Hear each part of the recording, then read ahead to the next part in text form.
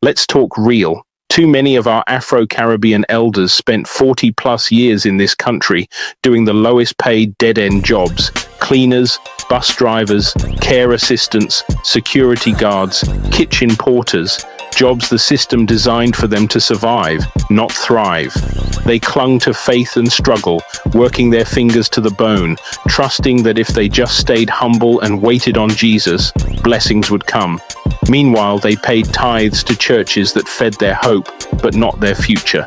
They sent every spare pound back home to build a house they never got to live in, because by the time retirement came, poor health, broken promises, land disputes, or local corruption meant they stayed stuck in the UK, tired, sick, broke, still waiting for God to come through. Now they're turning to their UK-born kids, who are already drowning in debt, racism, and housing stress, expecting them to fix it, to finish what they couldn't, or worse, inherit the same mindset of struggle wrapped in religion. At some point, we have to say it: struggle isn't salvation. Faith without planning, without power, without purpose, it's just a trap. And the real tragedy? We're passing it down like it's culture. Wake up. No more cleaning the toilets of a country that never respected you, while praying for a heaven you were told to earn by staying silent. Build here, build now, build smart. Or repeat the cycle and keep calling it God's will. And now look, many of those same elders, now in their 70s and 80s, are stuck here in the UK, the US, or Europe.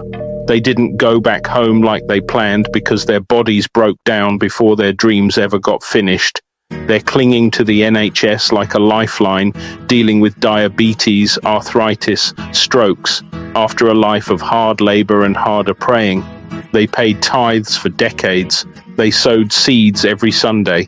They cried out to God for healing and favor, but now they can't climb stairs. Their dream house back home is half built or under legal dispute, and their children are left picking up the emotional and financial pieces. And still they say, God is in control. But if this is what leaving it in God's hands looks like after 40 plus years of faith, poverty, and backbreaking service, then what are we really calling blessed? Is struggle with a smile the reward now? If the next generation follows this same cycle of suffering, submission, and silence, then what hope do we have? At what point do we say, faith without strategy is just failure in slow motion? We're not mocking belief, we're demanding results. Because God gave you a brain, a back, and breath, not to live your whole life on your knees in poverty, hoping heaven compensates what this life stole. It's time to ask,